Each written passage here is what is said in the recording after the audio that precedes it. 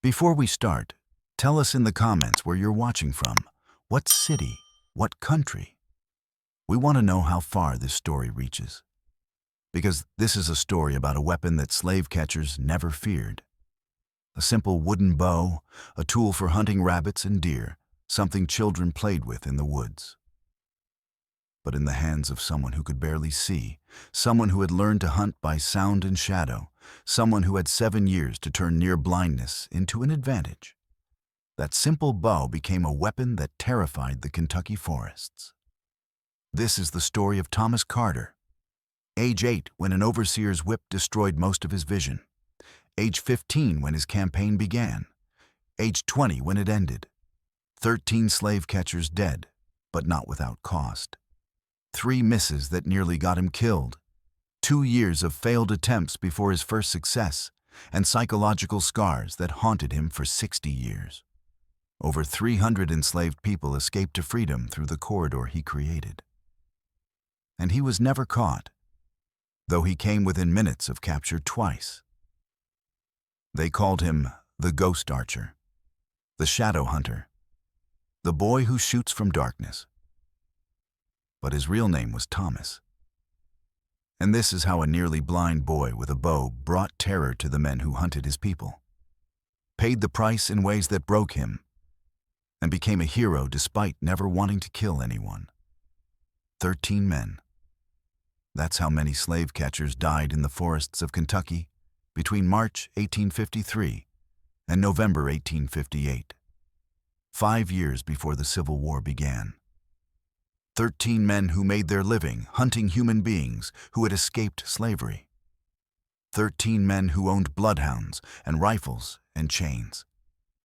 13 men who tracked runaways through forests and swamps, who collected bounties measured in dollars per captured person returned alive. 13 men killed by arrows over 5 years. But the number doesn't tell the story of the failures, the arrows that missed completely in early attempts. The slave catcher Thomas wounded but didn't kill, who nearly identified him before dying 3 days later. The night Thomas's bowstring snapped mid-draw, leaving him defenseless 20 feet from armed men. The kills that worked were precise, but they came after years of mistakes that could have ended everything. Wooden shafts tipped with sharpened iron, fired by someone who saw the world as blurred shapes and shadows, who hunted by combining limited vision with extraordinary hearing. Someone who could see movement and light, but not details. Who aimed at the fuzzy outline of a man's torso and hoped the arrow found the heart. 13 men who went into the Kentucky forests hunting, escaped slaves, and never came back. And the person who killed them was a boy who had lost 95% of his vision at age 8. Who spent 7 years learning to shoot despite seeing targets as little more than dark smudges against lighter backgrounds. Thomas Carter was born enslaved in 1845 on the Harrison Plantation in Christian County, Kentucky. 3,000 acres of tobacco and hemp cultivation owned by Robert Harrison. Thomas's mother, Clara, worked as a house servant. His father, William, worked as a carpenter. Thomas grew up healthy and energetic, with perfect eyesight. A bright child who could spot birds in trees from 100 feet away. In July 1853, when Thomas was 8 years old, everything changed. Thomas had been assigned to carry water to field hands during tobacco harvesting in brutal Kentucky summer heat. An overseer named Marcus Webb supervised the harvest, known as one of the cruelest overseers in the county.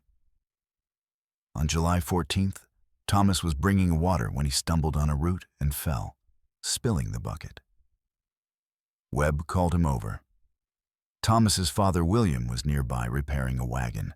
He saw Webb raise his whip and ran toward them shouting, "No, he's just a child, please." Webb turned to face William. "You want to take his punishment?" William stopped, knowing interference meant death. But this was his son. "Sir, he's 8 years old. Please don't hurt him for spilling water." Webb considered this, then said, "Fine. I won't hurt him for spilling water, I'll hurt him for having a father who questions my authority." Webb swung the whip not at Thomas's back but at his face. The leather struck Thomas across both eyes with devastating force. Thomas screamed and fell, blood pouring through his fingers, covering his face. The plantation doctor, Dr. Reynolds, examined Thomas 3 days later. Both eyes were severely damaged. The right eye's cornea was shredded, leaving Thomas able to perceive only light and darkness from that eye, no shapes or details. The left eye was less damaged, but still catastrophically injured, with torn retina and clouded lens that reduced vision to blurred shapes and colors, with no ability to see details beyond 10 feet. Dr. Reynolds' assessment: Thomas retained approximately 5% of normal vision. He could see vague shapes, distinguish light from dark, perceive movement and general outlines of objects, but could not see faces, read text, or identify anything requiring detail. For practical purposes, Thomas was functionally blind. He would never again see his parents' faces clearly, never read, never see the world as anything but shadows and fuzzy impressions. He was 8 years old, and his life had been destroyed.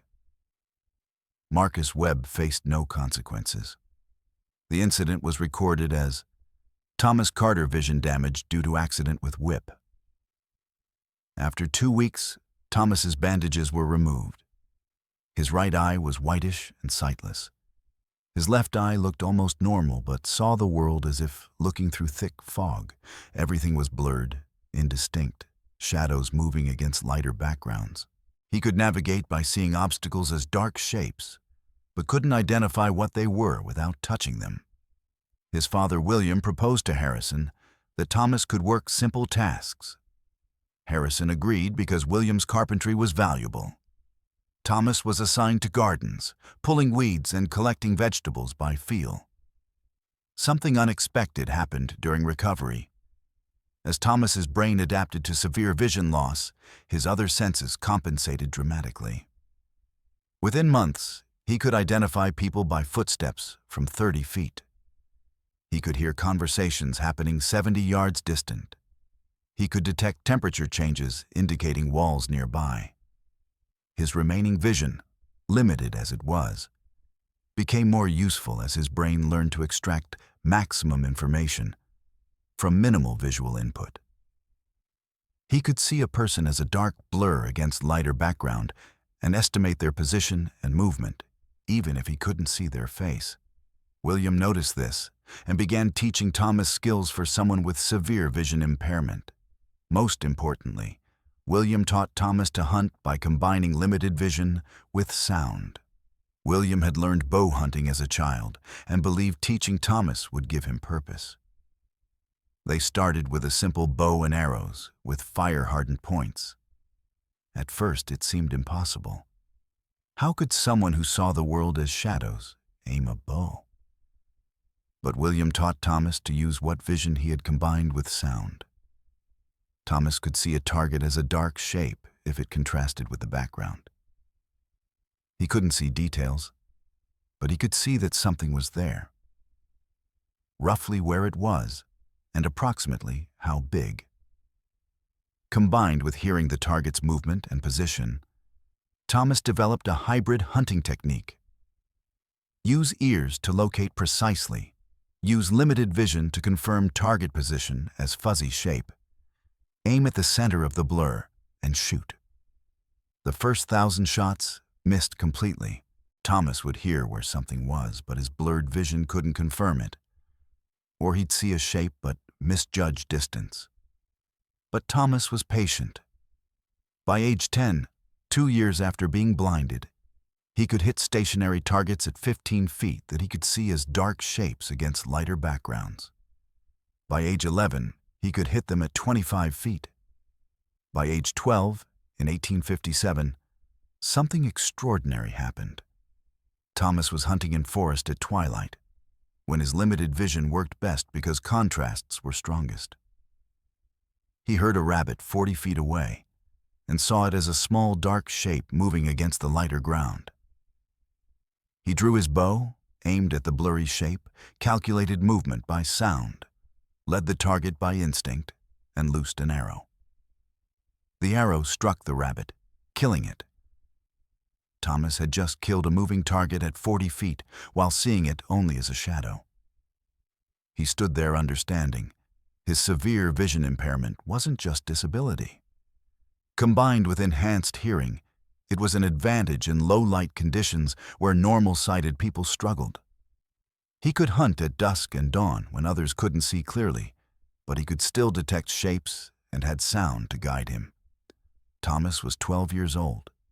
He had been nearly blind for 4 years, and he had discovered he could be dangerous.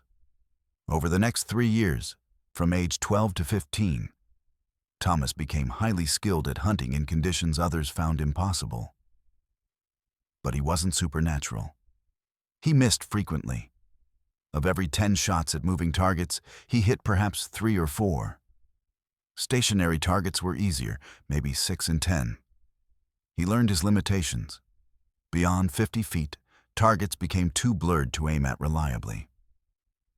In full darkness, he was as helpless as anyone else because he needed to see shapes, even fuzzy ones. In bright sunlight, everything washed out and his damaged eyes couldn't distinguish contrasts. His effective range was 30 to 50 feet at dawn or dusk against targets that moved slowly enough for him to track by sound and sight combined. Within those limitations, he was deadly. Outside them, he was just a nearly blind boy with a bow. His father, William, watched this skill develop with pride and fear. "This is for hunting food," William told Thomas repeatedly. "Never for people. You understand?" Thomas understood. He was 15 years old in 1853. He had never thought about using his bow on people. That thought came on March 7th, 1853, when everything changed. A woman named Sarah had escaped from Harrison Plantation 3 days earlier, running toward Ohio. She was caught by slave catchers, Daniel Morrison, his brother Robert Morrison, and James Sutton. They specialized in hunting runaways with bloodhounds, paid $60 per person returned alive. Sarah was dragged back in chains and brought to the whipping post. Robert Harrison ordered 50 lashes. Marcus Webb, the overseer who had destroyed Thomas's eyes 5 years earlier, prepared the whip. Thomas stood in the crowd, forced to watch. He couldn't see the whipping clearly, just Webb's shape moving in the whip as a dark blur. But he heard everything. The crack of leather on flesh, Sarah's screams, the wet sound of blood hitting dirt, all 50 lashes, Sarah's screams turning to silence as she lost consciousness. After the whipping, the slave catchers were paid and left laughing. Thomas stood in the twilight shadows listening and felt something crystallize inside him. For 5 years he had lived with his vision damage, had turned it into strength, had become a hunter.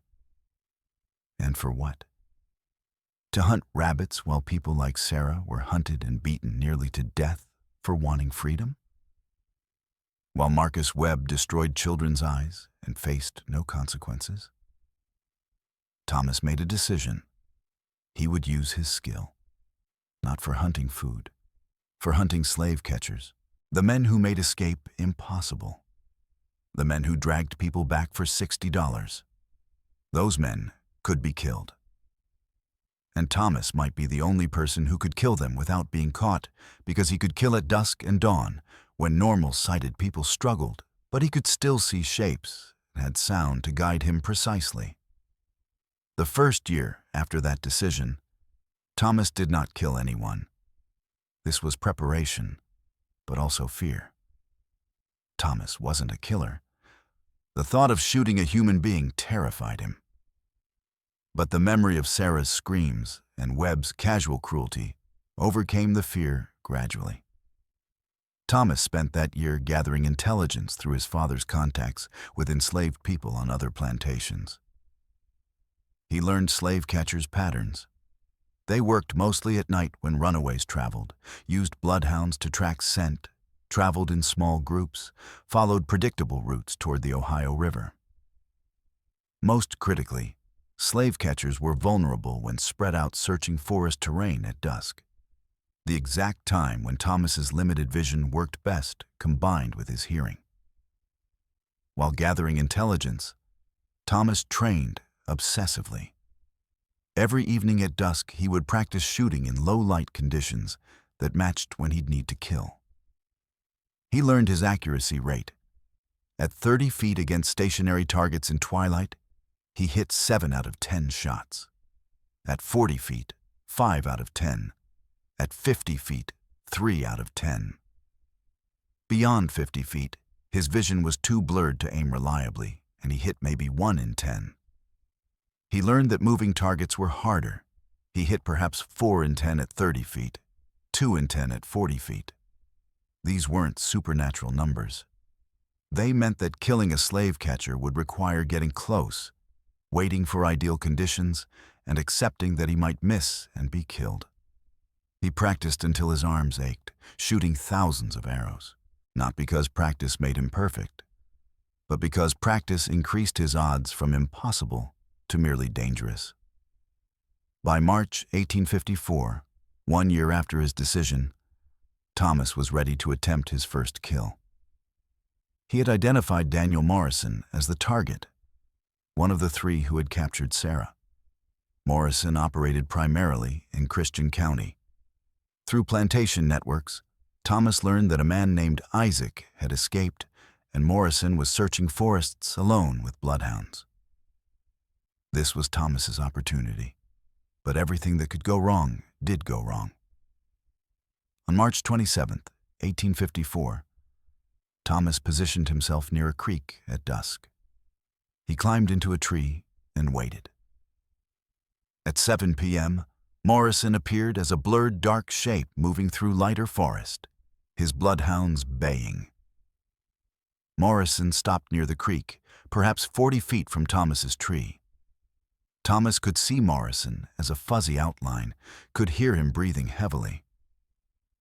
Thomas drew his bow. His hands were shaking. This wasn't a rabbit. This was a human being, and despite everything, Thomas's hands shook. He aimed at the center of the blurred shape representing Morrison's torso and loosed the arrow. The arrow missed completely, passing 2 feet to Morrison's left and hitting a tree. Morrison spun toward the sound, drawing his pistol. Thomas froze in the tree, holding his breath. Morrison searched the shadows for maybe 30 seconds, while Thomas remained absolutely still. Finally, Morrison decided it was nothing, probably a branch falling, and continued walking. Thomas sat in that tree for an hour after Morrison left, his heart pounding, understanding how close he had come to being shot. He had missed. His first attempt to kill a slave catcher had failed because his hands shook and his aim was off by 2 feet. This wasn't a story about a supernatural archer who never missed. This was a terrified, nearly blind 15-year-old boy who almost got himself killed trying to shoot someone and missed completely. Thomas tried again in May 1854. Different target. James Sutton, another of the men who captured Sarah. Sutton was searching alone near a river crossing at dusk. Thomas positioned himself behind a large oak tree, 30 feet from where Sutton was searching. This was closer than the previous attempt, within his better accuracy range. Thomas could see Sutton as a dark blur against the lighter river background. He waited until Sutton stood still examining dog tracks. Thomas drew, aimed at the center of Sutton's fuzzy outline, and loosed. The arrow hit Sutton, but not where Thomas aimed. Thomas had targeted the chest, but the arrow struck Sutton in the right shoulder, penetrating deep but not hitting anything vital. Sutton screamed and fell, clutching his shoulder. Thomas ran. He was 50 yards away within seconds, moving through forest he had memorized. Behind him, He heard Sutton shouting for help, crashing through underbrush, trying to pursue but wounded and losing blood. Thomas kept running for half a mile before stopping. He had failed again. He had hit his target but hadn't killed him. Sutton was wounded, possibly fatally if infection set in, but alive and able to identify that someone had shot him with an arrow. Thomas went home terrified that Sutton would report the attack and investigations would follow. But luck intervened. Sutton, wounded and alone in forest, tried to make it back to town, but collapsed from blood loss after a mile. He was found dead 3 days later, having bled out slowly from the shoulder wound. The death was mysterious, but investigators assumed Sutton had been attacked by a desperate runaway, possibly Isaac, and had survived long enough to walk a mile before succumbing. No one suspected Thomas. But Thomas knew he had gotten lucky. If Sutton had made it back alive and described being shot from ambush, investigations would have intensified. Thomas had made 2 attempts to kill slave catchers and had missed completely once and wounded rather than killed once, only succeeding because his target bled out over 3 days. This wasn't mastery. This was fumbling attempts by a scared teenager who couldn't see clearly and whose hands shook when trying to kill people. Thomas didn't try again for 8 months. He was traumatized by the failures and Sutton's slow death. He had nightmares about Sutton bleeding to death over 3 days, alone in the forest, dying slowly because Thomas's arrow had hit shoulder instead of heart. The psychological weight was crushing. But in January 1855, Thomas learned that Marcus Webb had left Harrison Plantation to work as a slave catcher, a more profitable job. Webb was the man who had destroyed Thomas's eyes, the man who had blinded an 8-year-old child for spilling water. If Thomas was going to kill anyone, it had to be Webb. Thomas spent 2 months tracking Webb's patterns. Webb was cautious, rarely working alone, always heavily armed. But in March 1855, Webb was searching alone near a river at dusk, his preferred time to track because runaways often approached water sources at that hour. Thomas positioned himself in tall grass 30 feet from the riverbank, his bow ready, waiting for an hour until Webb appeared as a dark blur against the lighter sky. Webb stood at the river's edge examining tracks, his back to Thomas, stationary target at 30 feet in good twilight light conditions. This was as ideal as conditions could be. Thomas drew his bow. His hands were steadier than previous attempts. This was the man who had destroyed his life. Thomas aimed at the center of Webb's blurred shape, targeting where the heart should be, led slightly to account for any movement, and loosed. The arrow struck Marcus Webb between the shoulder blades, penetrating into his back. Webb made a choking sound and fell forward into the shallow water. Thomas waited, listening. Webb wasn't moving. No sounds of breathing. Thomas approached cautiously, seeing Webb's shape lying motionless in the water. Webb was dead, the arrow having penetrated deep enough to pierce his heart from behind.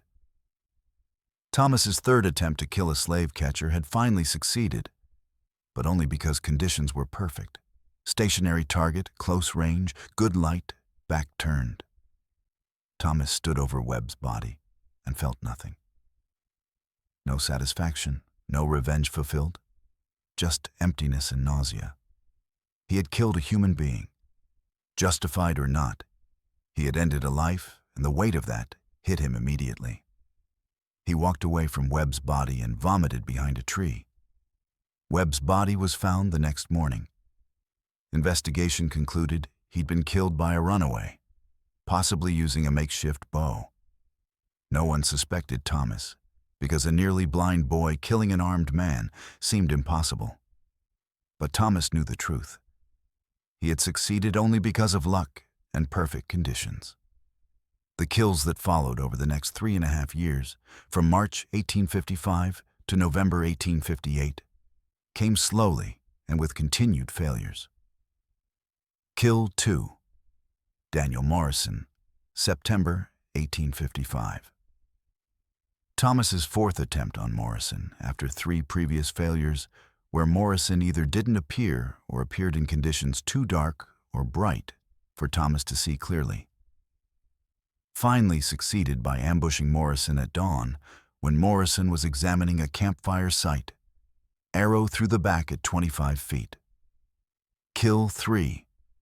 Robert Morrison, Daniel's brother, January 1856.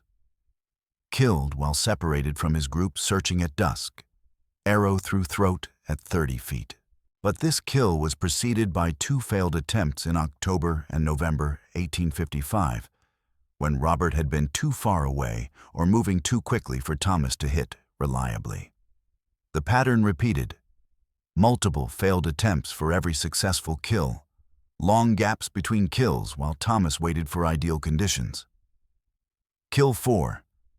George Patterson, June 1856. 5 attempts before success. Finally killed when Patterson stopped to examine his bloodhounds at dusk. Arrow through chest at 35 feet. Kill 5. Henry Blake, November 1856. 3 attempts. Succeeded when Blake bent to drink from creek. Arrow through back at 20 feet. Kill 6. Samuel Reed, April 1857. 4 attempts. Succeeded at dawn with arrow through side at 40 feet. But Reed didn't die immediately. Reed survived long enough to crawl 20 yards toward his horse before dying from blood loss. And Thomas heard him crying for help for 10 minutes before silence came. The psychological cost of hearing a man die slowly was enormous. Kills 7 through 13 followed this pattern over the next year and a half. Charles Whitmore, August 1857. David Walsh, December 1857. Michael Stone, March 1858. Edward Carson, May 1858. Frank Richardson, July 1858. Thomas Henderson, September 1858. And a final unnamed slave catcher, November 1858. Each kill required multiple attempts, long waits for ideal conditions, and acceptance that Thomas hit maybe half his shots even under good circumstances. The psychological toll accumulated. Thomas wasn't a remorseless killer. He was a teenager who heard every death in detail through his enhanced hearing, who knew these men had families and lives despite choosing evil work, who carried the weight of 13 deaths plus the men who died slowly from wounds. He had nightmares constantly. He would wake hearing Samuel Reed's cries for help, or Sutton bleeding to death over 3 days, or Webb's final choking sounds. His mother Clara noticed he barely slept, that he jumped at sudden sounds, that he sometimes stood in the garden shaking for no apparent reason. Thomas was developing what modern medicine would call post-traumatic stress disorder. But in 1858, there was no name for it, and no treatment except enduring. What kept him going was not satisfaction or revenge, but the knowledge that his kills mattered, even though they came at terrible cost to himself. The psychological impact on slave catchers was enormous. By 1858, 5 years into Thomas's campaign, slave catchers in western Kentucky were terrified. 13 dead over 5 years wasn't a huge number, but the mysterious nature of the deaths created fear disproportionate to the body count. Multiple slave catchers quit entirely. Those who continued worked in larger groups and avoided dusk and dawn hours when most deaths had occurred. This created gaps in the slave catcher network that runaways exploited. The first major escape enabled by Thomas's campaign happened in June 1854, after James Sutton's death. A family of 5 escaped and traveled through forests at dusk and dawn when slave catchers had become reluctant to search. All 5 reached Ohio because Daniel Morrison, who would normally have tracked them, was too afraid to hunt alone after his colleague Sutton had been found dead with an arrow wound. This pattern repeated. escapes succeeding because slave catchers hung back in fear, traveling in groups instead of spreading out to search, avoiding the hours when the mysterious Archer operated. Over 5 years, approximately 317 people successfully escaped from western Kentucky plantations to Ohio, compared to 160 in the 5 years before Thomas's campaign began. Not all were directly because of Thomas, but his 13 kills created a corridor of reduced enforcement that made escapes significantly more likely to succeed. Thomas learned about some of these escapes through plantation networks. People he'd never meet, whose faces he'd never see clearly, who reached freedom because slave catchers were too afraid to hunt effectively. This knowledge helped balance the psychological weight of 13 deaths, but didn't erase it. The final kill came in November 1858, 5.5 years after the campaign began. The target was a slave catcher whose name Thomas never learned, hunting alone at dusk near the Ohio River. Thomas positioned himself and waited. When the man appeared as a blurred shape at 30 feet, Thomas drew and shot. The arrow hit the man's chest. The man fell and died within minutes. Thomas's 13th kill. He was 20 years old. He had killed 13 slave catchers in 5.5 years, but at enormous psychological cost. He had PTSD, nightmares, constant anxiety, guilt despite knowing the kills were justified. And now, in November 1858, he decided to stop. Not because the war was ending. The Civil War wouldn't start for another 2.5 years. But because Thomas was breaking, he couldn't sustain the psychological weight anymore. 13 deaths were enough. He had created the corridor he wanted. He had made slave catchers afraid. He had enabled escapes. Continuing would destroy him mentally. Thomas never killed again after November 1858. He lived quietly on Harrison Plantation for 7 more years until emancipation came in 1865. He was 26 when freed, severely visually impaired, but not completely blind, psychologically damaged, but alive. He traveled to Louisville and found work hunting for food using his dusk and dawn skills. In 1868, age 29, he met Ruth, who had escaped to Ohio in 1856 during the period when slave catchers were afraid to hunt. She had heard legends of the Ghost Archer, and when she learned Thomas had severe vision problems but extraordinary hunting skills at dusk, she suspected. After months of conversation, Thomas told her everything. Ruth's response: "You saved my life. I escaped in '56 when the slave catchers were too afraid to search at dusk. You were the reason they were afraid." They married in 1869. They had 4 children. Thomas worked as a hunter and bowmaker, never killing humans again. In 1921, Thomas was 76 and dying. A journalist named Frederick Davis interviewed him. Davis asked about the 13 kills. Thomas's answer: "I feel guilt for all 13. They chose evil work, but they were human beings, and I ended their lives. Some died slowly, and I heard them dying. That sound never left me. I had nightmares for 60 years. But I also know that 300 people reached freedom because I made slave catchers afraid to hunt. 13 deaths for 300 lives saved. I'll face God with those numbers and let him judge whether I was right." Thomas Carter died 3 weeks later.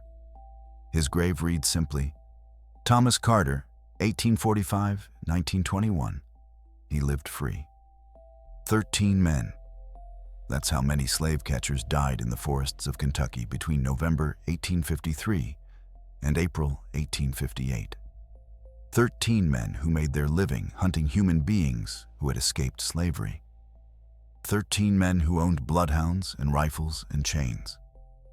13 men who tracked runaways through forests and swamps, who collected bounties measured in dollars per captured person returned alive. 13 men killed by arrows, wooden shafts tipped with sharpened iron, fired from a hickory longbow by someone who hunted in complete darkness, someone who could hear a man's breathing at 40 yards and calculate wind speed by feeling air against his face. Arrows that struck throats, hearts, eyes with such precision that doctors examining the bodies couldn't understand how any archer could achieve such accuracy in darkness. 13 men who went into the Kentucky forests hunting escaped slaves and never came back. And the person who killed them was a boy who had been blind since age 8. 15 years old when he started, self-taught, patient, invisible, hunting the hunters with a weapon they dismissed as primitive. For 5 years, slave catchers in western Kentucky lived in fear. They traveled in larger groups. They avoided forests at night. Some wore crude armor made from leather and metal. It didn't matter. The arrows found them anyway. Through fog, through darkness, through rain, the blind archer never missed. And he was never identified until now. Until we tell you who he really was and how he learned to kill without sight. Thomas Carter was born enslaved in 1845 on the Harrison Plantation in Christian County, Kentucky. 3,000 acres of tobacco and hemp cultivation owned by a man named Robert Harrison, who believed that enslaved people needed constant discipline to prevent laziness and rebellion. Thomas's mother, Clara, worked as a house servant. His father, William, worked as a carpenter building and repairing structures across the plantation. Thomas grew up healthy and energetic, a bright child who learned quickly and smiled often despite the brutality surrounding him. His parents loved him fiercely and tried to shield him from the worst aspects of plantation life. An impossible task, but they tried nonetheless. In July 1853, when Thomas was 8 years old, everything changed. Thomas had been assigned to carry water to field hands during tobacco harvesting. It was brutally hot work in the Kentucky summer, and Thomas was struggling to keep up with the demand. An overseer named Marcus Webb was supervising the harvest. Webb was known as one of the cruelest overseers in the county, a man who beat enslaved people for minor infractions or sometimes for no reason except his own entertainment. On July 14th, Thomas was bringing water to a group of field hands when he stumbled on a root and fell, spilling the water bucket. Webb saw this and called Thomas over. "Boy, you just wasted water because you're clumsy," Webb said. Thomas apologized, his head down, terrified because he knew Webb's reputation. "Sorry, won't fill that bucket," Webb said. He pulled his whip from his belt, a leather bullwhip designed for controlling livestock, but used regularly on human beings. "Turn around," Webb ordered. Thomas turned, his small back exposed. Webb raised the whip. Thomas's father, William, was working nearby repairing a wagon. He saw what was about to happen and ran toward them shouting, "No, he's just a child, please." Webb turned to face William. "You want to take his punishment?" William stopped running. He knew that interfering with an overseer's discipline meant death. But this was his 8-year-old son. William said quietly, "Sir, he's 8 years old. Please don't hurt him for spilling water." Webb considered this for maybe 5 seconds. Then he said, "Fine. I won't hurt him for spilling water. I'll hurt him for having a father who questions my authority." Webb swung the whip not at Thomas's back, but at his face. The leather struck Thomas across both eyes with devastating force. Thomas screamed and fell to the ground, his hands covering his face, blood pouring through his fingers. Webb coiled his whip and walked away, leaving an 8-year-old boy bleeding in the dirt while his father ran to him crying. Thomas Carter's eyes were destroyed. The whip had struck with enough force to rupture both eyeballs completely. The plantation doctor, a white man named Dr. Reynolds, who served multiple plantations in the area, examined Thomas 3 days later and confirmed what everyone already knew. Thomas would be blind for the rest of his life. Total blindness. Both eyes permanently damaged beyond any possibility of recovery. Thomas spent 2 weeks in darkness and pain, bandages over his destroyed eyes, his mother Clara sitting beside him day and night, his father William working during the day, but staying up all night watching over his son. Thomas cried the first few days, not from pain, but from the realization that he would never see again. Never see his parents' faces. Never see sunlight. Never see anything except blackness forever. He was 8 years old, and his life had just been destroyed by a man who faced no consequences, because destroying a slave child's eyes was not a crime under Kentucky law in 1853. Marcus Webb continued working as an overseer. Robert Harrison did not fire or discipline him. The incident was recorded in plantation records simply as Thomas Carter blinded due to accident with whip. After 2 weeks, Thomas's bandages were removed. There was nothing underneath except scarred tissue where his eyes had been. He could perceive light and darkness as vague sensations, but saw no shapes, no colors, no details. Complete functional blindness. His parents faced a terrible question. What would happen to their blind son? Enslaved people who couldn't work were often sold cheap to brutal plantations where they were worked to death, or simply abandoned to starve. Thomas couldn't do field work. He couldn't do most skilled labor. He was, in the economics of slavery, nearly worthless. But William Carter made a proposal to Robert Harrison. William was a skilled carpenter, valuable to the plantation. He offered to work extra hours without additional food rations if Harrison would allow Thomas to stay on the plantation and work simple tasks that didn't require sight. Harrison agreed because William's carpentry skills were genuinely valuable. Thomas was assigned to work in the plantation gardens, pulling weeds and collecting vegetables, tasks he could do by touch. But something unexpected happened during Thomas's recovery. As his eyes healed into useless scar tissue, his other senses sharpened dramatically. This is documented in medical literature. Blind people often develop enhanced hearing, touch, and spatial awareness as the brain reallocates resources from visual processing to other senses. Thomas experienced this transformation intensely. Within months of losing his sight, he could identify people by their footsteps from 20 feet away. He could hear conversations happening 50 yards distant if he focused. He could feel temperature changes that indicated walls or buildings nearby. He could navigate the plantation grounds with increasing confidence, using sound and air pressure and ground texture to build mental maps of his environment. His father William noticed this and began teaching Thomas skills that would work for a blind person. William taught Thomas to identify wood types by touch and smell. He taught him to use sound to locate objects in space. Most importantly, William taught Thomas to hunt by sound.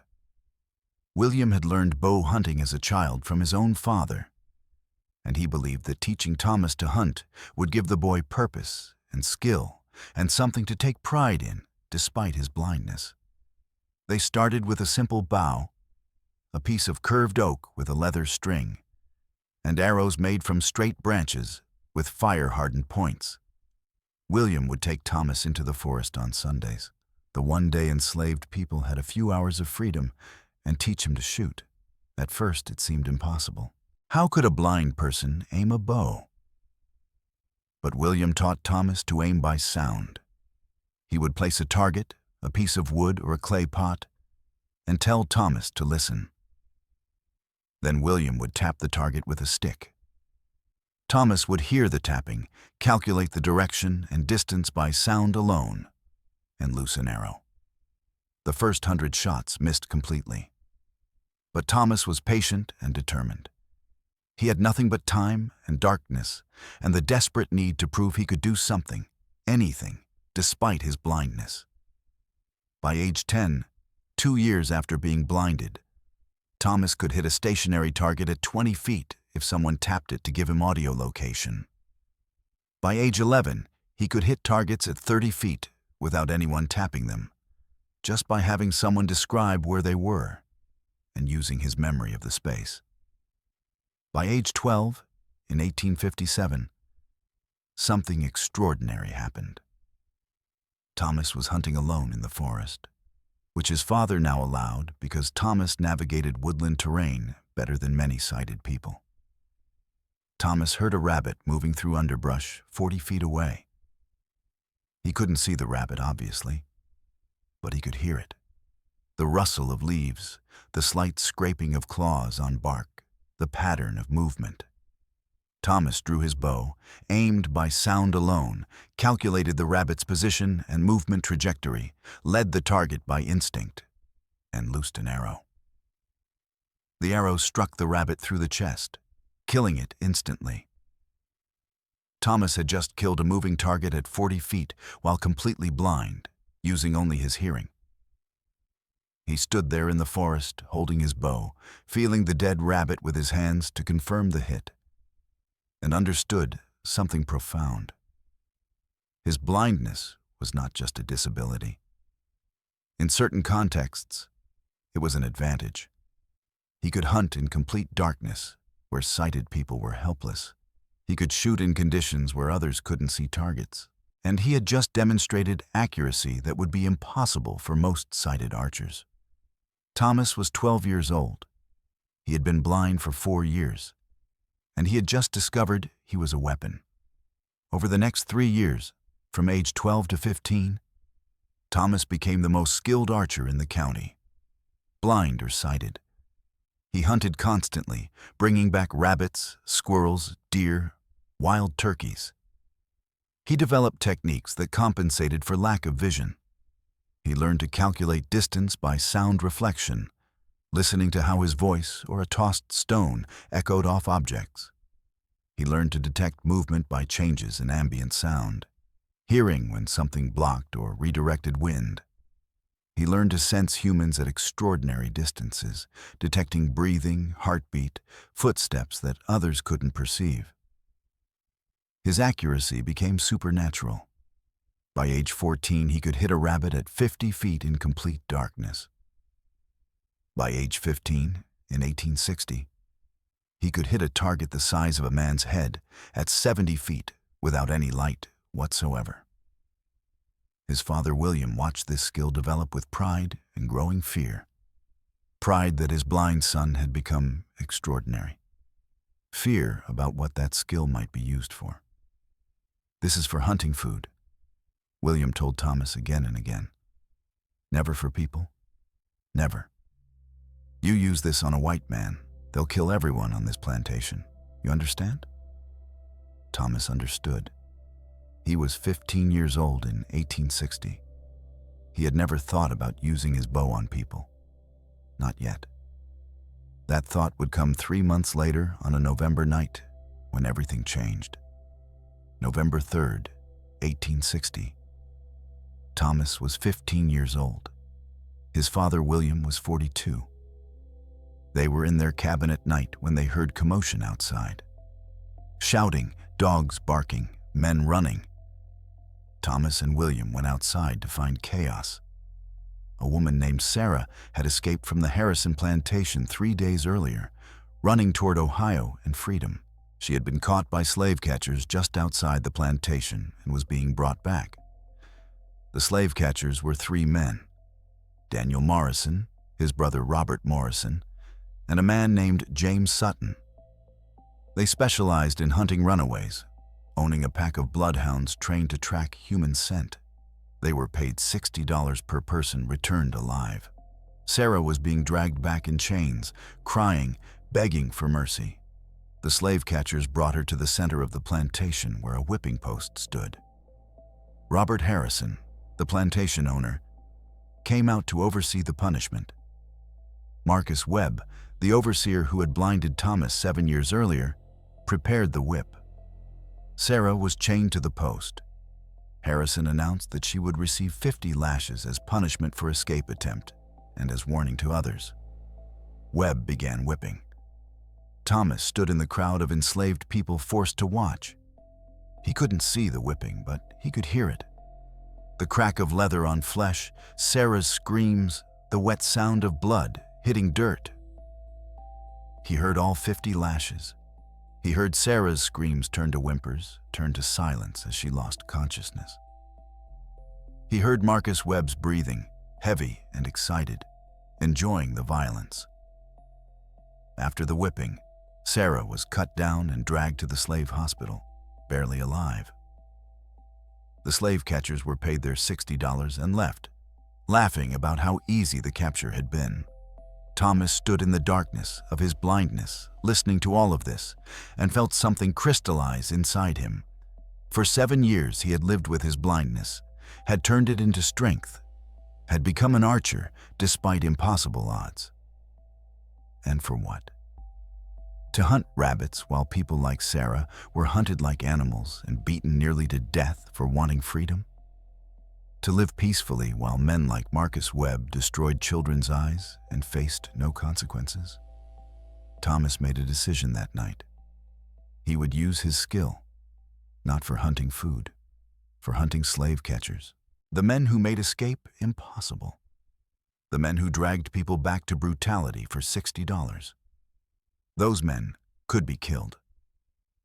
And Thomas was the only person who could kill them without being caught, because he could kill in complete darkness from distances no one would believe possible. He was 15 years old. He had a bow and 7 years of practice, and he had nothing left to lose. The first 6 months after that decision, Thomas did not kill anyone. This was not hesitation. This was preparation. Thomas understood that killing slave catchers required more than archery skill. It required intelligence about their patterns, routes they traveled, how they operated. He needed to learn the slave catcher profession from the inside without being suspected.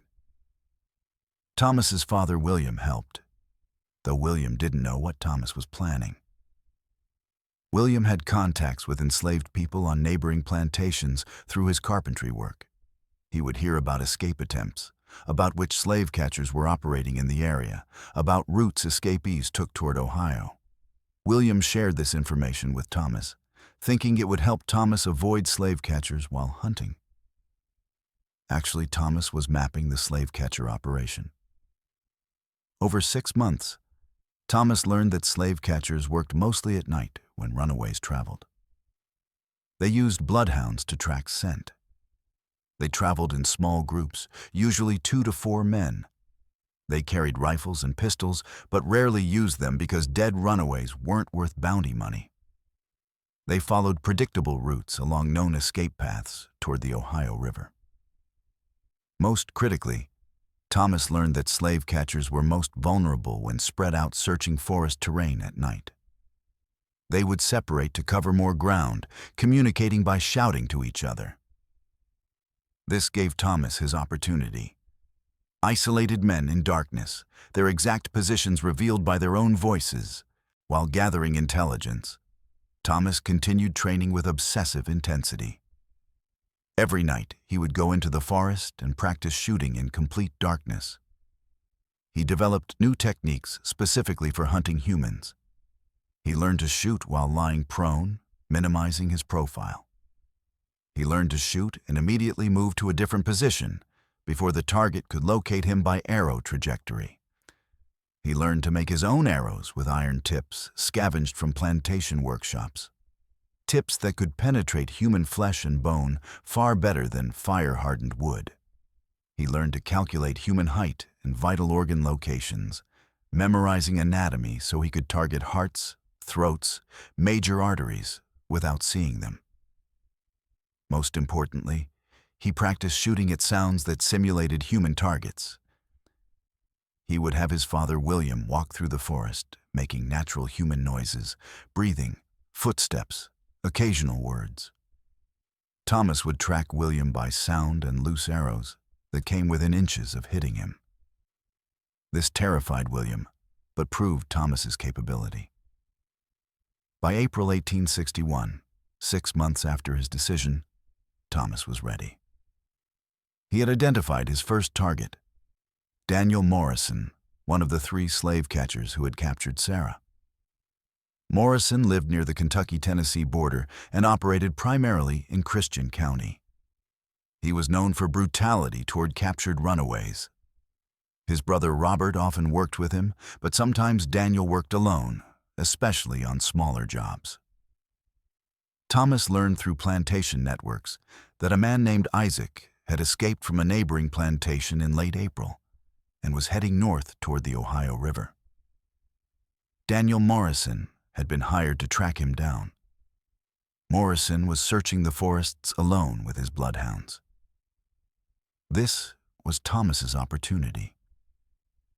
On April 27, 1861, Thomas told his father he was going hunting for deer. He took his bow and 20 arrows and went into the forest. He knew the area where Morrison was searching based on information from other enslaved people who had seen him. Thomas positioned himself near a creek that ran through the forest, a natural waypoint where Morrison would likely pass. He climbed into a tree 20 feet above the ground and waited. Being blind, Thomas couldn't see Morrison approach, but he heard everything. At 8 p.m., as full darkness fell, Thomas heard bloodhounds baying in the distance, getting closer. He heard Morrison's voice calling to his dogs. The sounds came within 50 yards, then 30 yards, then 20. Morrison was following the creek bank, his dogs sniffing for Isaac's scent. Thomas listened to Morrison's movements, building a mental map of his exact position. Morrison stopped directly below Thomas's tree, standing still while his dogs investigated scent trails. Morrison was maybe 15 feet from the tree trunk, facing away from Thomas's position above. Thomas drew his bow, a motion he had practiced 10,000 times in darkness. He aimed by sound alone, calculating Morrison's height and position based on his voice and footsteps. He targeted the center of Morrison's back, where the heart would be. He loosed the arrow. The arrow struck Daniel Morrison between his shoulder blades, penetrating completely through his back and into his heart. Morrison made a choking sound and fell forward into the creek, dead before his body hit the water. Thomas listened for any response. The bloodhounds were confused but not aggressive. Thomas descended from the tree silently and moved away through the forest. He was 200 yards away within minutes, moving by touch and memory through terrain he had mapped extensively. Morrison's body was found the next morning by his brother Robert, who had come looking when Daniel didn't return home. Robert assumed Daniel had been killed by Isaac, the escaped slave. A manhunt was organized for Isaac, but he was never found, having successfully reached Ohio while Thomas's arrow gave him time to escape. The investigation concluded Daniel Morrison was killed by a desperate runaway using a makeshift bow. No one suspected a blind 15-year-old boy from Harrison Plantation because the idea seemed impossible. This would be the pattern for the next 4.5 years. Between April 1861 and April 1865, Thomas Carter killed 12 more slave catchers using identical methods. Ambush from concealment, arrows fired in complete darkness, instant death, immediate withdrawal. He did not rush. Sometimes months passed between kills. He varied his locations across western Kentucky. He only killed slave catchers who were isolated or separated from partners. Every kill was planned meticulously. Thomas would learn about escape attempts through plantation networks. He would learn which slave catchers were hunting. He would position himself along likely routes and wait. Some waits lasted hours. Some lasted days, with Thomas staying motionless in trees or behind rocks. And when the moment came, he killed with precision that defied belief. Kill 2. Robert Morrison, Daniel's brother, killed June 1861 while searching forest alone at night. Arrow through throat at 40 yards, died silently without alerting his partner. Kill 3. James Sutton, killed August 1861 while separated from his group. Arrow through eye socket into brain, dead instantly. Kill 4. Marcus Webb. This one was personal. Webb was the overseer who had blinded Thomas 8 years earlier. In September 1861, Webb had left the Harrison plantation to work as a slave catcher, a more profitable job. Webb was hunting alone near a river crossing. Thomas had waited 3 days in position. When Webb appeared, Thomas put an arrow through his heart from 60 feet in complete darkness. Thomas felt no satisfaction, just cold completion. The man who destroyed his eyes was dead. Kill 5 through 13 followed over the next 4 years. George Patterson, killed October 1861. Henry Blake, killed March 1862. Samuel Reed, killed July 1862. Michael Stone, killed November 1862. David Walsh, killed April 1863. Charles Whitmore, killed September 1863. Edward Carson, killed January 1864. Frank Richardson, killed August 1864. Thomas Henderson, killed April 1865. Each kill identical. Arrow in darkness, instant death, no witnesses. The psychological impact of these deaths was enormous, even though only 13 men died over 4.5 years. Slave catchers in western Kentucky became terrified of hunting at night. Multiple slave catchers quit the profession entirely after colleagues were found dead with arrows in them. Those who continued worked only in daylight or in large groups that stayed together. The fear created a critical gap in the slave catcher network. Runaways who traveled at night through forests had dramatically higher success rates because slave catchers were too afraid to pursue them effectively. Thomas's 13 kills created a corridor of relative safety through western Kentucky that became legendary among enslaved people planning escapes.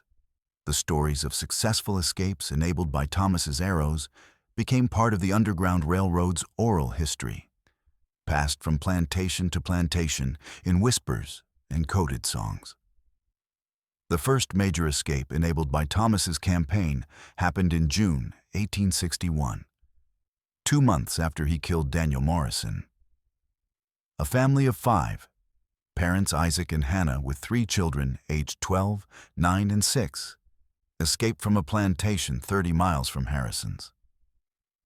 They fled at night, heading for the Ohio River. Normally, Daniel Morrison would have tracked them with his bloodhounds within hours. But Daniel Morrison was dead, killed by Thomas's arrow in April. His brother Robert was too afraid to hunt alone at night after finding Daniel's body with an arrow through the back. The family traveled through forests for 3 nights without pursuit. They reached the Ohio River and crossed into freedom. All 5 survived because Thomas had killed the slave catcher who would have caught them. This pattern repeated dozens of times over 4.5 years. In August 1861, a pregnant woman named Mary escaped with her husband. James Sutton would normally have hunted them, but Sutton was dead, Thomas's arrow through his throat. Mary gave birth to a free child in Ohio 3 months later. In November 1861, 7 people from connected families escaped together, the largest group attempt in the region's history. Normally, multiple slave catchers would have pursued such a valuable group. But George Patterson was dead, Henry Blake was dead, and the remaining slave catchers refused to split up at night. All 7 escapees reached freedom. The cumulative effect was extraordinary. In 1860, the year before Thomas started killing, approximately 40 people escaped successfully from western Kentucky plantations to Ohio freedom, a 5% success rate. In 1861, after Thomas killed 3 slave catchers, 90 people escaped successfully, 12% success rate. By 1863, With 9 slave catchers dead and the rest terrified, 130 people escaped. 22% success rate. The total over 4.5 years, 317 documented successful escapes from the region, compared to 160 in the 4 years prior to Thomas's campaign. Thomas knew about many of these escapes through plantation networks. Freed people would sometimes send messages back through the Underground Railroad, thanking the Invisible Arrow for making their freedom possible. Thomas never met most of the people he saved. He never saw their faces because he saw nothing. But he heard their stories, the families reunited, the children born free, the lives lived in dignity instead of bondage. This knowledge sustained him through the crushing weight of 13 kills. Every death he caused enabled dozens of lives saved. The mathematics justified the violence. But the mathematics didn't make the killing easier. Thomas experienced death in ways sighted people couldn't imagine. When he shot a slave catcher, he heard everything with supernatural clarity. The arrow leaving his bow with a specific whistling sound that told him trajectory and speed. The arrow striking flesh, the sound different depending on whether it hit muscle or bone or organs. The target's gasp or cry or silence. The body falling. The specific sound of dead weight hitting earth versus living person collapsing. The final exhale. Sometimes a rattle. Sometimes a sigh. Sometimes nothing. Thomas heard all of this in complete darkness, his mind painting pictures from pure sound, pictures that haunted him for decades. The worst moment came in November 1862 after killing Michael Stone. Thomas had shot Stone through the heart at 50 yards, a perfect kill, instant death. But as Thomas approached to verify the kill and retrieve his arrow for reuse, he heard something unexpected. Stone had been carrying a flask of whiskey. The flask had broken when Stone fell, spilling whiskey that Thomas could smell. The smell triggered a memory. Thomas's father, William, drank whiskey occasionally. The same brand, the same smell. For a horrifying moment, Thomas's mind confused the dead slave catcher with his father. He stood in darkness, smelling whiskey and hearing silence, and his brain told him he had just killed William. The moment passed. Thomas's rational mind reasserted reality, but the psychological damage was done. For weeks afterward, Thomas had nightmares of shooting his father by mistake, dreams where he loosed arrows in darkness and heard William's voice crying out. The nightmares eventually faded, but the fear remained. What if he made a mistake? What if he killed an innocent person? What if his hearing deceived him? Thomas dealt with this fear through obsessive preparation. Before each ambush, he would spend hours confirming his target's identity through multiple sensory cues. He learned to recognize individual slave catchers by their voices, their footstep patterns, their dog's specific barks, even their breathing rhythms. He never shot unless he was absolutely certain of his target's identity. In 4.5 years and 13 kills, he never made a mistake. But the fear of making one never left him. The loneliness was also crushing. Thomas could not tell anyone except his father about what he was doing. His mother, Clara, knew Thomas was hunting but assumed it was for food. Other enslaved people knew about the invisible arrow, but didn't know it was Thomas. Even his father, William, didn't know the full extent of Thomas's campaign. William knew Thomas had killed Daniel Morrison, the first kill, because Thomas had confessed this to his father immediately afterward, racked with guilt and fear. William had been horrified, but also understood. "You did what needed doing," William had said. "That man made his living hunting our people. You stopped him. But son, you can't do this again. They'll figure it out eventually, and they'll kill you." Thomas had promised to stop. Then he killed Robert Morrison, then James Sutton, then Marcus Webb. After the fourth kill, William stopped asking. He knew his blind son was conducting a one-person war against slave catchers. He knew Thomas would continue until caught or killed or until the war ended. William's only response was to help Thomas survive by teaching him more advanced carpentry skills so Thomas would have a legitimate trade after slavery ended, if Thomas lived that long. The assumption was that Thomas would eventually be caught and executed. That the blind archer campaign would end with Thomas hanging from a gallows, while his killers counted 13 arrows and 13 bodies. But Thomas was never caught. His blindness was his perfect disguise. Slave catchers and plantation owners and investigators assumed the killer was a dangerous man, probably an escaped slave hiding in forests, possibly multiple people working together. The idea that the killer was a blind boy who lived openly on Harrison Plantation and worked in the gardens seemed impossible. Thomas was questioned twice by investigators. Both times he sat passively, his scarred eye sockets visible, his demeanor humble and non-threatening. Both times the investigators dismissed him within minutes because blind people couldn't kill armed men from 40 yards in darkness. This was Thomas's greatest advantage: people's inability to imagine that blindness could be weaponized. Thomas turned societal assumptions about disability into operational security. He was invisible not because he hid, but because people refused to see what was in front of them. The technical skill required for Thomas's kills was extraordinary and bears detailed examination. Modern archers, even expert marksmen, struggle to understand how Thomas achieved his accuracy. Forensic analysis of Thomas's methods reveals sophistication that seems impossible for a self-taught blind teenager. First, arrow construction. Thomas made his own arrows from straight oak branches, selecting wood with perfect grain alignment by touch. He fire-hardened the shafts to prevent warping. He scavenged iron from broken farm tools and hammered it into arrowheads using techniques his father taught him. He fletched arrows with goose feathers arranged in specific patterns that created stabilizing spin during flight. Each arrow was balanced perfectly, weight distributed so that the arrow flew true over 60 yards. Thomas could detect imbalances of less than 1 gram by feeling the arrow's weight distribution in his hands. Second, bow mechanics.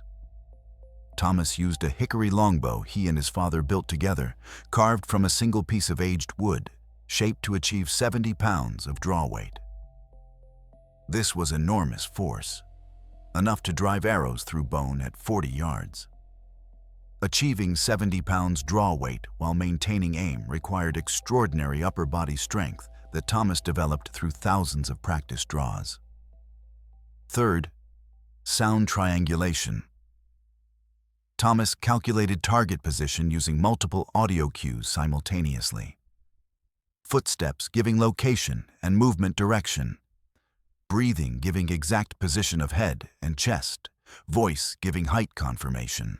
Clothing rustling giving body movement patterns. He could process all this information in seconds and construct a mental 3-dimensional model of his target's position, accurate to within 6 inches. Fourth, environmental compensation. Thomas factored wind into his aim by feeling air movement against his face and hands. He learned that a 5-mile-per-hour crosswind from the left required aiming 8 inches to the right at 40 yards. He learned that temperature affected arrow flight, cold air creating more resistance than warm air. He learned that humidity changed sound propagation, affecting his ability to locate targets precisely. He compensated for all these variables automatically through years of experience. Fifth, trajectory prediction for moving targets. When shooting at a slave catcher who was walking or running, Thomas had to lead the target, aiming at where the person would be when the arrow arrived, not where they were when he shot. This required calculating the target's speed and direction from sound alone, predicting future position, and loosing the arrow to intercept. Thomas developed this skill through thousands of hours practicing on his father, shooting arrows that passed inches from William as he walked through forests and darkness. The culmination of these skills was supernatural accuracy. In 1864, age 19, Thomas demonstrated his capability to his father in a way that William never forgot. Thomas had William walk randomly through a forest at night, changing speed and direction unpredictably, while Thomas tracked him from 70 yards away. William was carrying a tin cup. Thomas told William to stop at a random moment and hold the cup at chest height. William stopped. Thomas, who could not see the cup or William or anything at all, loosed an arrow based purely on the sound of William's breathing and the cup's slight metallic rattle. The arrow struck the cup dead center, penetrating completely through the tin. William stood in darkness, holding a cup with an arrow through it, shot by his blind son from 70 yards away at a target 4 inches wide, and understood that Thomas's skill was beyond anything he'd imagined possible. Thomas became a legend among enslaved people, even though most didn't know his real identity. They called him the Invisible Arrow, the Night Hunter, the Demon Archer. Stories spread of a ghost who killed slave catchers with arrows that came from nowhere in complete darkness. Some said it was an escaped slave hiding in forests. Some said it was a sympathetic white person helping runaways. Some said it was divine intervention, God's arrows striking down evil men. No one suspected Thomas Carter, the blind boy who worked in the plantation gardens and hunted rabbits, because even people who knew he was a skilled archer couldn't imagine him killing armed men at night from 40 yards away. The psychological toll on Thomas was crushing despite his success. He was not a natural killer. He dreamed about the men he had killed, not with guilt exactly, but with the weight of 13 deaths carried in his mind. He heard their final sounds, the thunk of arrows striking flesh, the gasps, the bodies falling. Being blind meant he experienced death purely through sound, which was somehow more intimate than sight. He knew these men had chosen to hunt human beings for money. He knew they had dragged people back to slavery and torture. He knew killing them was justice in a system that provided no legal justice. But knowing didn't make the weight lighter. What kept him going was the knowledge that his kills mattered. Every slave catcher he killed made escape slightly more possible. Every arrow he loosed was fired on behalf of people like Sarah, who was beaten for wanting freedom. People like his 8-year-old self, whose eyes were destroyed by casual cruelty. Thomas was conducting asymmetric warfare, using the advantages of blindness, perfect darkness operation, supernatural hearing, against the disadvantages of slave catchers, need for light, reliance on sight. He was proving that resistance was possible even for someone society considered helpless. The final kill came in April 1865, 4 years after his campaign began. The target was Thomas Henderson, no relation, a slave catcher known for exceptional cruelty. Henderson had survived longer than most because he was cautious, rarely working alone, always heavily armed. But in April 1865, the Civil War was ending. Confederate forces were collapsing. Slavery was dying. Henderson was making final attempts to capture high-value runaways before the system completely collapsed. Henderson was hunting alone near the Ohio River, desperate and reckless. Thomas had positioned himself in a tree near the river crossing. At midnight, Henderson appeared, moving through forest, carrying a rifle and lantern. The lantern was supposed to help him see.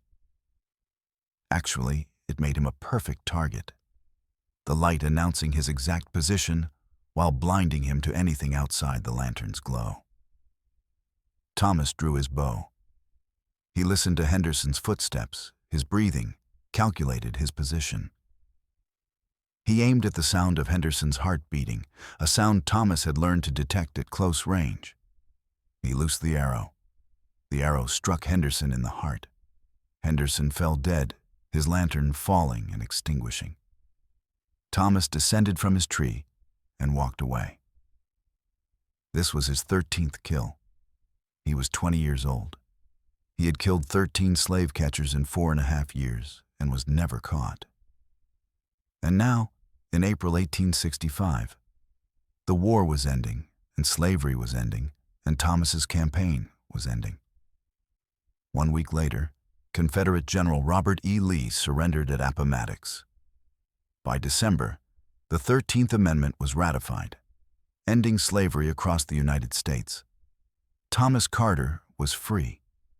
He was 20 years old and blind and had killed 13 men and enabled 300 escapes. What would he do now? Thomas and his parents remained in Kentucky initially. The Harrison plantation dissolved and many formerly enslaved people scattered. But Thomas's father, William, had skills as a carpenter that were valuable even in freedom. He found work in Louisville building houses for freed people. Thomas came with his parents and continued hunting, now legally, selling game for income. In 1868, age 23, Thomas met a woman named Ruth, who had been enslaved on a plantation near Louisville and had escaped to Ohio in 1862. Ruth had heard legends of the invisible arrow during her escape and had wondered who the mysterious archer was. When she met Thomas and learned he was blind but an extraordinary archer, she began to suspect. Ruth and Thomas talked for months before he told her the truth about his 13 kills. Ruth's response was unambiguous. "You saved my life. I escaped in '62 through western Kentucky. The slave catchers were afraid to hunt at night. That's the only reason I made it. You were the reason they were afraid. You saved my life and hundreds of others." Thomas and Ruth married in 1869. They had 4 children over the next decade. Thomas worked as a hunter and craftsman, making bows and arrows. He never killed another human being after April 1865. He didn't need to. The system he'd fought against was dead. But the weight of 13 deaths never fully left him. In 1898, Thomas was 53 years old, still blind, still alive, working as a bow maker in Louisville. A young black journalist named Frederick Davis was collecting oral histories from formerly enslaved people. Davis heard rumors about Thomas Carter and the invisible arrow legend. He tracked down Thomas and asked directly, "Were you the blind archer who killed slave catchers?" Thomas was silent for a long time. Then he said yes. Davis spent 3 weeks interviewing Thomas, documenting everything: how he was blinded, how he learned to shoot, how he planned each kill, how he felt about the 13 deaths. Davis asked Thomas if he felt guilty about killing 13 men. Thomas's answer was clear. "I feel nothing for those 13 men. They chose to hunt human beings for money. They chose to drag people back to slavery and torture. They chose evil work. I just chose to stop them. The only guilt I carry is that I couldn't kill more of them, that I couldn't save everyone. Everything I did was to honor my father, who taught me despite my blindness, to honor Sarah, who was beaten for wanting freedom, to honor every person who suffered because slave catchers existed. I killed 13 men and enabled 300 escapes. That's the mathematics that matters. 13 evil men dead, 300 families saved. I'll face God with those numbers." Davis published Thomas's confession in a black newspaper called The Louisville Defender in November 1898, shortly after the interview. The article was titled, "The Blind Archer: How One Boy's Arrows Brought Terror to Slave Catchers." The article described Thomas's 4.5-year campaign in detail: the methods, the patience, the skill, the 13 kills. The 300 escapes enabled. White newspapers in Kentucky denounced the article as impossible fiction. A blind person couldn't kill 13 men with arrows in darkness. But the facts checked out. 13 slave catchers had indeed died mysteriously in western Kentucky between 1861 and 1865, all killed by arrows. Cases never solved. Thomas Carter had been real, had been blinded by Marcus Webb in 1853, had lived in Louisville from 1868 onward. The confession was probably true. The story created controversy that lasted years. Some called Thomas a murderer. Others called him a hero. Thomas didn't care about either label. He had done what needed doing with the skills he had, despite impossible obstacles. He had turned blindness from disability into weapon. He had killed slave catchers and saved hundreds of lives. Whether people understood or approved was irrelevant. Thomas Carter died in 1921 in Louisville, Kentucky. He was 76 years old. He had been blind for 68 years, since age 8. He had killed 13 slave catchers between ages 15 and 20. He had lived 56 more years in freedom, married, had 4 children and 12 grandchildren, worked as a bowyer, and died in his own bed surrounded by family. His grave marker reads simply, Thomas Carter, 1845 to 1921. Husband, father, craftsman. He lived free. His children didn't learn about their father's past until after his death when they read Frederick Davis's article. They couldn't reconcile it with the gentle man who had made toys and told stories and never raised his voice. But Thomas's oldest son, William, named after his grandfather, understood. He kept a copy of the article and passed it down through the family. That article still exists today in the archives of the Kentucky Historical Society. You can read Thomas's confession yourself, describing how he learned to kill by sound alone, how he planned each ambush, how he felt shooting arrows into darkness, knowing each shot would end a life or miss completely, how he earned his freedom by becoming what the system forced him to become. Thomas Carter died 3 weeks later in Louisville, Kentucky. He was 76 years old, had been severely visually impaired for 68 years, had killed 13 slave catchers between ages 15 and 20, and had lived 56 more years carrying the psychological weight of those deaths while knowing they enabled hundreds to reach freedom. His story wasn't about a perfect warrior who never missed or never felt guilt. It was about a terrified, nearly blind teenager who missed more shots than he hit, who heard men dying slowly from his arrows and had nightmares for 60 years, who developed PTSD but kept going because the alternative was watching people like Sarah beaten to death for wanting freedom. He wasn't supernatural. He was human, broken, traumatized, but effective enough to make a difference, despite his limitations. 13 deaths over 5 years at terrible psychological cost to himself enabled 317 escapes. That's the mathematics. Whether the cost was worth it, each person must decide.